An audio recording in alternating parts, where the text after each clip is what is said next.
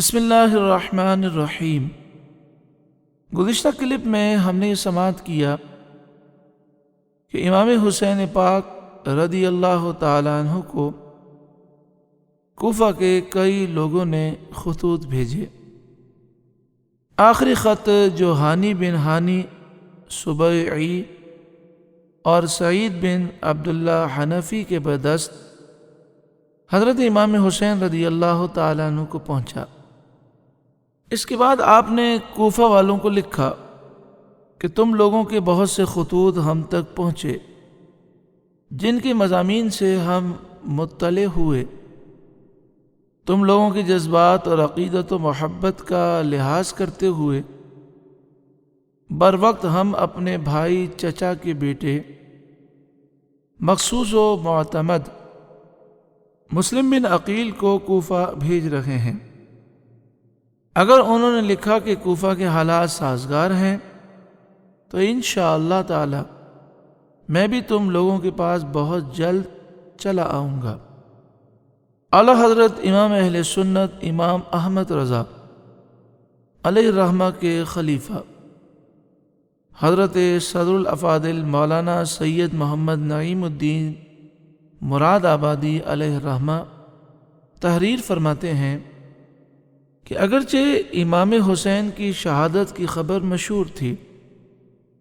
اور کوفیوں کی بے وفائی کا پہلے بھی تجربہ ہو چکا تھا، مگر جب یزید بادشاہ بن گیا اور اس کی حکومت و سلطنت دین کے لیے خطرہ تھی اور اس وجہ سے اس کی بیعت ناجائز تھی اور وہ طرح طرح کی تدبیروں اور ہیلوں سے چاہتا تھا کہ لوگ اس کی بیعت کریں، ان حالات میں کوفیوں کا یزید کی بیعت سے کنارہ کشی اختیار کرنا اور حضرت امام حسین رضی اللہ تعالیٰ عنہ سے طالب بیعت ہونا امام حسین پر لازم کرتا تھا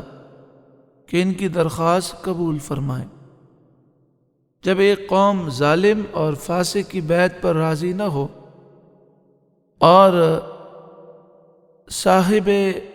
حق اہل سے درخواست بیعت کرے، اس پر اگر وہ ان کی درخواست قبول نہ کرے تو اس کے یہ معنی ہوتے ہیں کہ وہ اس قوم کو اس جابر اور ظالم ہی کے حوالے کرنا چاہتا ہے۔ امام حسین رضی اللہ تعالیٰ عنہ اگر اس وقت کوفیوں کی درخواست قبول نہ فرماتے تو بارگاہ الہی میں کوفیوں کے اس مطالبے کا امام حسین کے پاس کیا جواب ہوتا کہ ہم تو ہر چند در پہ ہوئے بڑی کوشش کی مگر امام حسین بیعت کے لیے راضی نہ ہوئے، اسی وجہ سے ہمیں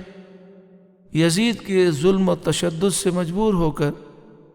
اس کی بیعت کرنی پڑی۔ اگر امام حسین ہاتھ بڑھاتے تو ہم ان پر جانیں فدا کرنے کے لیے حاضر تھے۔ یہ مسئلہ ایسا درپیش آیا جس کا حل بجز اس کی اور کچھ نہ تھا کہ حضرت امام حسین رضی اللہ تعالیٰ عنہ ان کی دعوت پر لبیک فرمائیں۔ اگرچہ اکابر صحابہ کرام حضرت عبداللہ بن عباس، حضرت عبداللہ بن عمر، حضرت جابر، حضرت ابو سعید، حضرت ابو واقد لیثی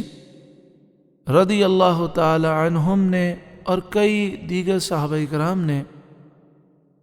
حضرت امام حسین رضی اللہ تعالی عنہ کو عرض کیا اور حضرت امام حسین کی اس رائے سے وہ متفق نہ تھے اور انہیں کوفیوں کے عہد و میثاق کا اعتبار نہ تھا، پھر ان کے دل میں امام حسین کی محبت بھی تھی اور امام حسین کی شہادت کی جو شہرت تھی،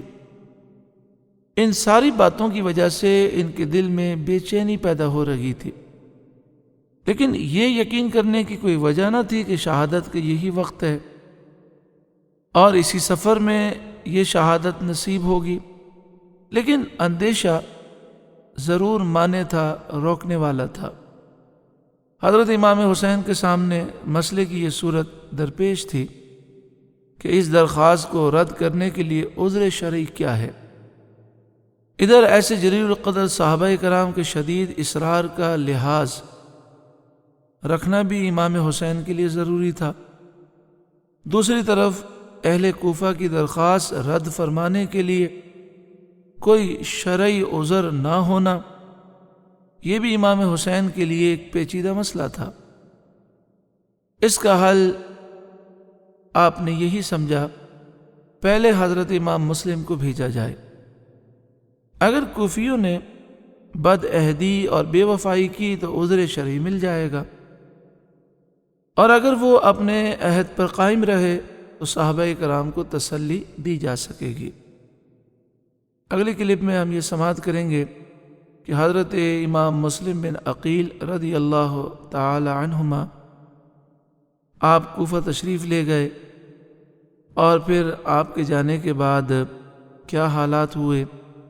اللہ تعالیٰ امام حسین پاک، خاتون جنت فاطمہ الزہرا، مولا کائنات مولا علی، امام حسن،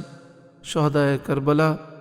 اور ان تمام صالحین اہل بیت و صحابہ کرام کے صدقے میں اللہ ہمارے دل کے زنگ کو دور فرمائے، ہر گناہ کی عادت ہم سے دور ہو، ہر برائی دور ہو، اور ہم واقعی دین اسلام کے سچے خادم بن جائیں، قرآن پاک کی دعوت عام کرنے والے بنیں، دین کو تخت پر لانے کے لیے کوشش کرنے والے بنیں۔ آمین بجاہ سید المرسلین صلی اللہ علیہ وآلہ وسلم۔